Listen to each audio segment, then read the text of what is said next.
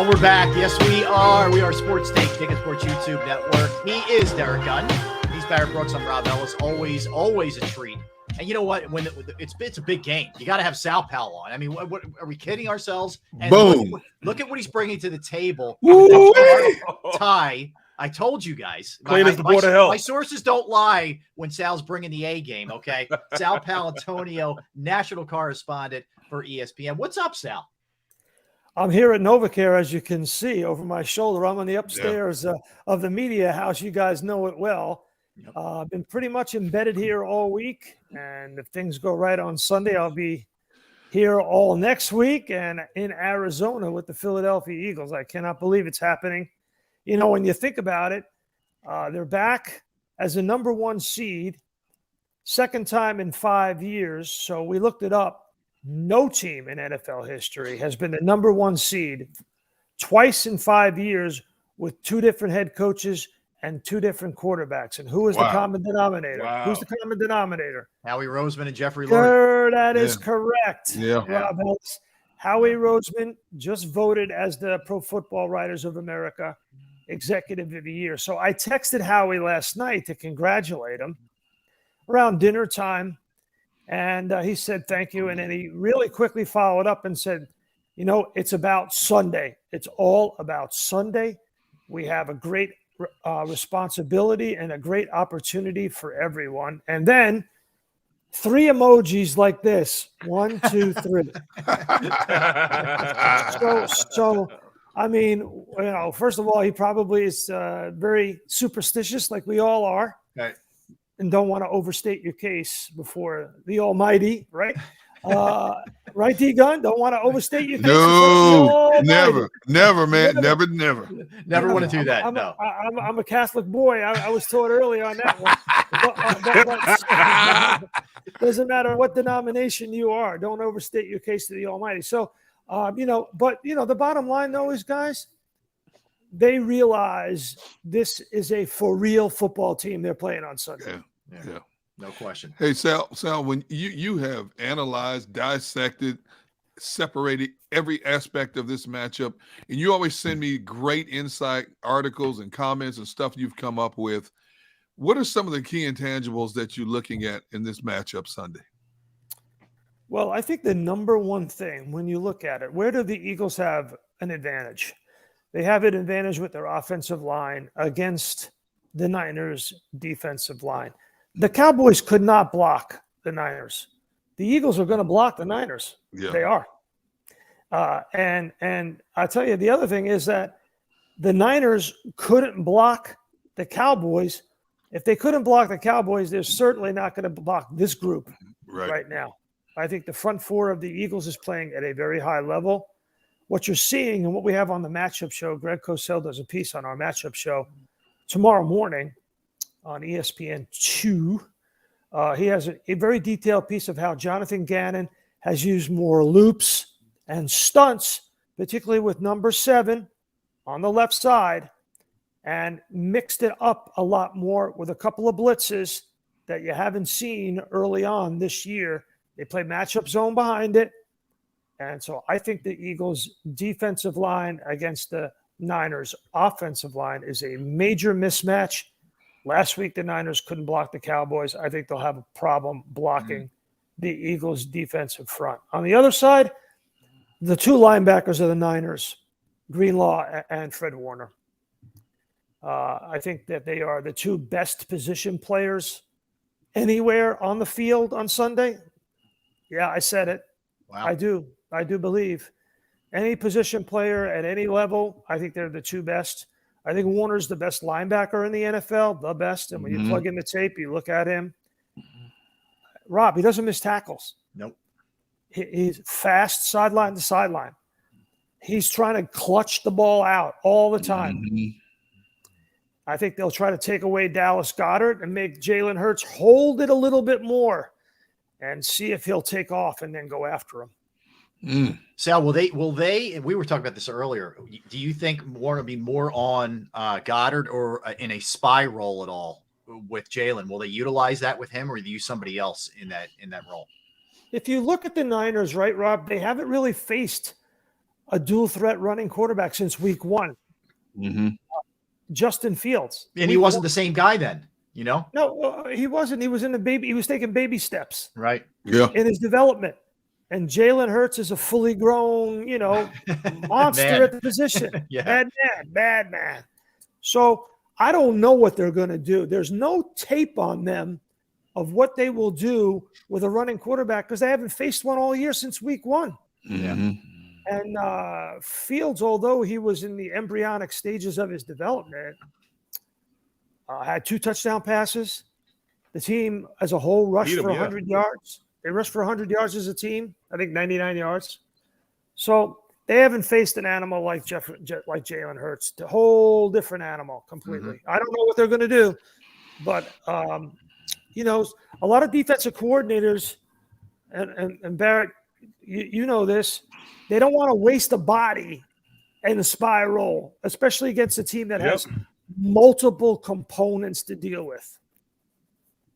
That's what I was just telling them that. But let me ask you this, because I know you're a great judge on what coaches bring to the league, and give me your evaluation on who the best coaching staff you think is, going into this game. Whether it's Nick and his guys or Shanahan and his guys. I know that's pretty tough, but you got virtually 3 candidates for head coaching jobs on between the 2 teams. Yeah.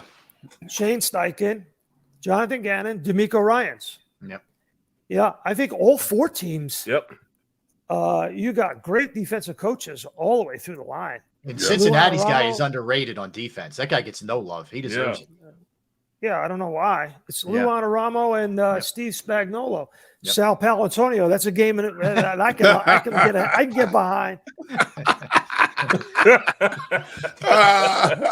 But it's Barrett, to answer your question more seriously, I think it's a wash.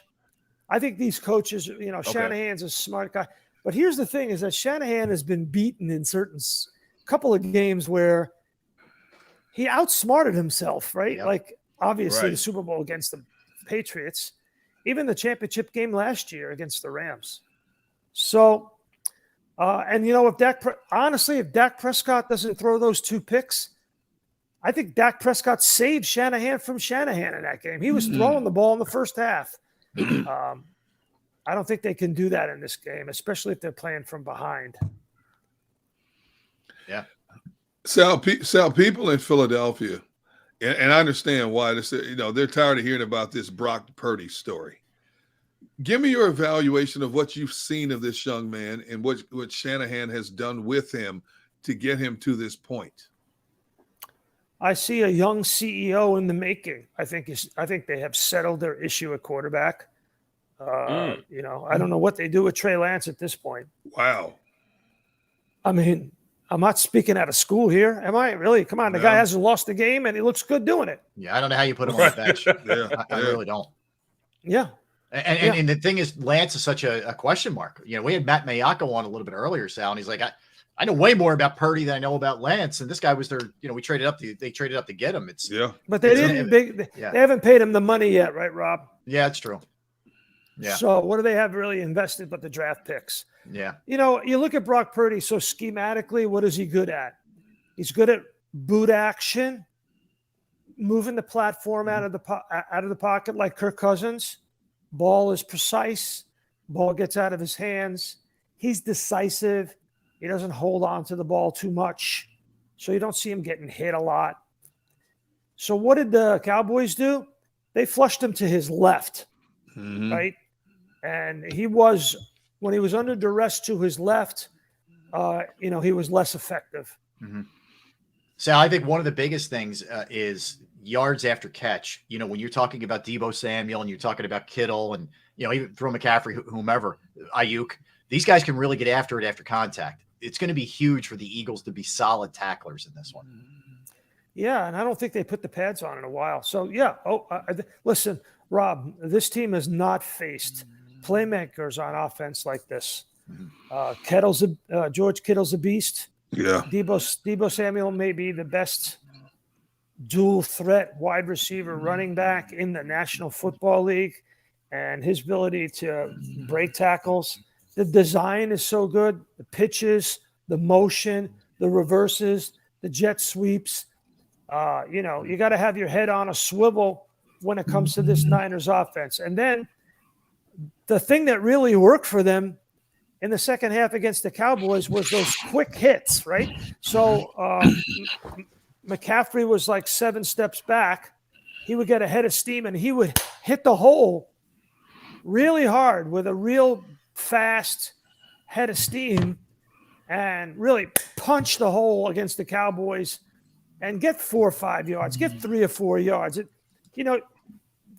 you got to do is get one home run, and a game like that is over. Yeah. Yeah. A game that's going to be that tight. Yeah. I'm with you 100% on that one. How about Sirianni, Sal? We give Shanahan a lot of love for what he's done. He's done an amazing job with the third string quarterback and certainly Howie assembling a roster that is just unbelievable. But you look at it after that 2-5 start last year, Sal. I mean, this team has been on a tear in terms of wins. And we saw that, they got their taste last year. The Bucs disposed of them. But now you look at it, and he's on the precipice of a Super Bowl here, at least getting to one. Just talk about the job that he's done. I think he's coach of the year. I can't understand why there's even a debate. They had the best record through most of the year. He remade Jalen Hurts. So come on now. I mean, last year, Jalen Hurts was one-dimensional. Now he's two-dimensional, and he's on an MVP track. And they only lost one game, really, the Washington game, with Jalen Hurts a quarterback. Yep. So, he was so good at messaging, whether he was sending messages to his players or to the city. He was so good, but he got trumped. He got trumped by Jalen Hurts. Jalen Hurts came up with the greatest message that I have seen, and I got one for you guys. Here we go. This is it. There it is. Oh, you got one. You got there. Like it, Sal. Wait, is that a T-shirt or a hoodie? No, oh, come on. That's a hoodie. Come on, baby. That's a hoodie. Look at you. Look at you. Full-fledged hoodie. Sal's going to have that underneath that sharp, dress coat that he's going to be rocking on Sunday morning when he does his hit that he does every Sunday, no matter what the conditions are. I love it. Man. No, this was a gift. This was a gift from the Eagles, and I appreciate it, but it is going to a gentleman at NFL Films who does a great job all year long being the stage manager on the NFL Matchup Show. He is a big Eagles fan, and all I want him to do is walk around Northeast Philly all weekend wearing Wait, is that our buddy? Hoodie. Is that Dan Albright? Is that our guy? Yeah, it's going to Dan. We used to work with Dan. Yeah, Dan's the best. Now you just gave away the secret, Rob. This is just between us. Just between us. All right, we need a prediction, Sal. We know you got to run, and we appreciate you squeezing us in, man. What do you think in this one? So I don't think it's a blowout. I think here's what I don't want to see. I don't want to see them force the ball to A.J. Brown deep. I think that's a mistake. Just be who you are and what you did to get here. Mm-hmm. And I think that will be good enough for them to beat the Niners. I got them winning 24-20. I think it'll be a nail biter, a close game. Yeah. I got to hit you with the AFC. I'm going to be really selfish. Who wins Bengals and Chiefs? I like the Bengals a lot. Okay. Okay. Yeah. Wow, that's awesome. Sal, you are the man. And Thank you, we brother. appreciate you getting us in here. And we're looking forward to your work the entire weekend. And keep it up, man. Keep up the great work. It's always a pleasure having you on. Hey, Sal. Oh, Sal, by the way, three Hail Marys and 4 Our Fathers, by the way. Hey, Sal, just remember, you are where you're supposed to be. Where you're supposed to be. That's right. Yeah, that's right, brother. There you go. That's it. Sal, listen, man, thank you. We appreciate you. All Thanks, right. Sal. D-Gun, the greatest advice any man has ever given me. Thank you.